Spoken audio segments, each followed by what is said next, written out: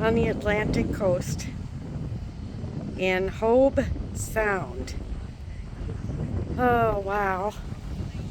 And the sand is now white, but it is actually soft.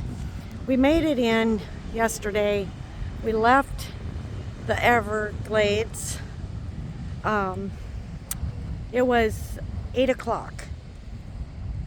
And it takes an hour to get out of the park. Of course, he made me drive coming back. So anyways, we made it to our campsite in Hobe Sound. We probably won't go back to the Evergreens again, or Everglades. But anyways, so we're here safely. We're here till the 9th. Bye. Love y'all. And last Atlantic Ocean. This is the ocean. At Hobe Sound, Florida. Hobe Sound, Florida.